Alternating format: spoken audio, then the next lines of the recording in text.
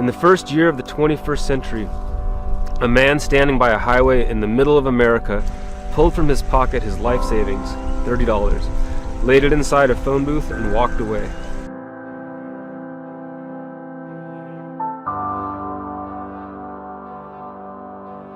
You know, I've known Daniel for 20 years before he gave up money. And then when he did give it up about 10 years ago, I heard about it and I just figured he was crazy. He said that money was an illusion, and I didn't really believe that. In 2008, though, after the economy collapsed and money just disappeared that we thought we had, I started to give him a second look, and I wondered, well, maybe he had a point, because if your house was worth $500,000 one day and then only $300,000 the next day, what happened to that $200,000? What was that money in the first place? Public debt soared to $8, $10, finally $13 trillion. He did not pay taxes or accept food stamps, welfare, or any other form of government handout. Instead, he set up house in caves in the Utah Canyonlands, where he forages mulberries and wild onions, scavenges roadkill raccoons and squirrels, pulls expired groceries from dumpsters, and is often fed by friends and strangers.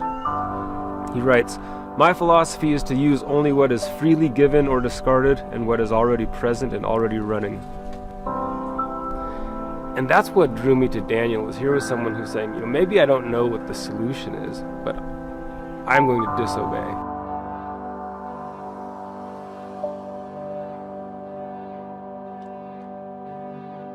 So basically all three of these movements, left, right, and center, have come to the conclusion that our financial system is a big problem. It's so big that we can't control it, and in so many ways we feel enslaved by it. Worse, we feel powerless to change it. And then Daniel comes along and says, hey, you don't have to be part of the system. I've proven it. I've proven that you can survive and live abundantly for 12 years without using any money.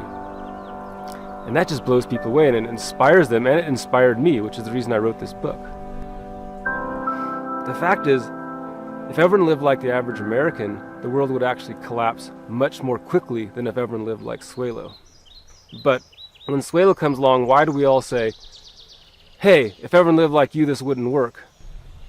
We can cultivate freely giving and freely receiving no matter what station of life we're in. That's our true nature, and it exists in everybody. This is a book about a guy that chose to live like a myth. You know, he chose to live like the heroes of the Bible, and that interests me. And of course, the desert is the perfect place for that, because that's where religions are born. You know, I think for Daniel, the story has already sort of ended. I mean, he found a way to live that was meaningful, that he felt like he could live according to his heart and his beliefs, and he could find happiness. But he's not just sitting there on a hill becoming enlightened. He's really engaged with the world, and he wants to get his message across.